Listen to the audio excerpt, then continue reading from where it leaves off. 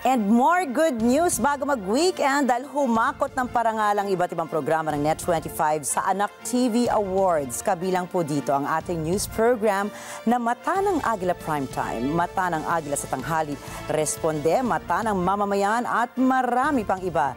Tagumpay ito ng ating himpilan dahil libu-libong mga Pinoy mula sa iba't ibang sektor ng lipunan ang pumili sa mga ginawaran ng pagkilala. Si Mark De La Rosa para sa detalye.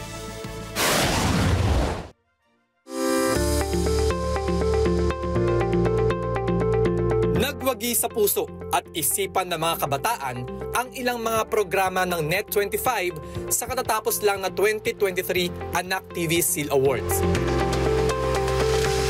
Sa muling pagbibigay parangal ng Anak TV matapos ang pandemya, mas pinalawak nito ang mapabibilang sa kanilang pararangalan. Kabilang na ang pagkilala sa mga programang inilalabas sa digital na plataforma tulad ng website at YouTube channel.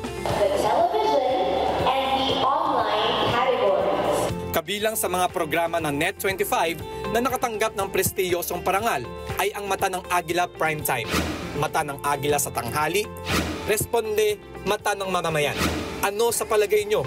Lingap Stories, Kada Umaga, Corina Interviews, Love, Tony Pet and Everything, Lutong Daza, Ito ang Tahanan, Bida Kayo Kay Aga, Tara Game Agad-Agad, Unlad Kaagapay sa Hanap Buhay, at Letters and Music. Senyalis lamang po siguro na ang ating pong mga kabataan ay iisa pong panlasa ho nila.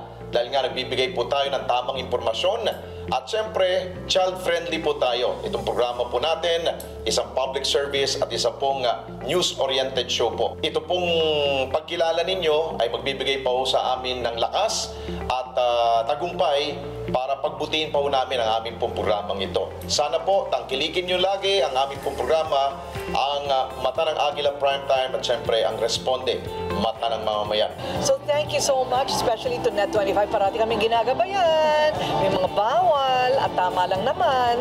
So thank you so much. Gusto namin na lang magpasalamat lang sa inyo na na-recognize niyo po ang work namin, ang mga ginagawa namin. At sana na-inspire po namin na marami pong sa inyo, lalo yung mga kabataan. Yan yung goal namin.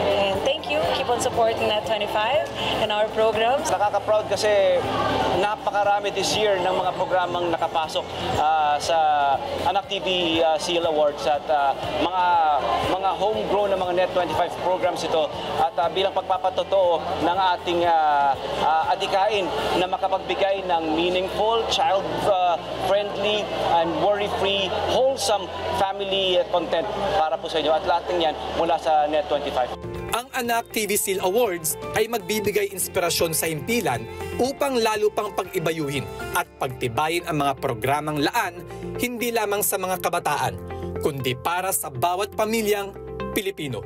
Mark De La Rosa para sa Mata ng Agila. Matatag, matapang, matapat.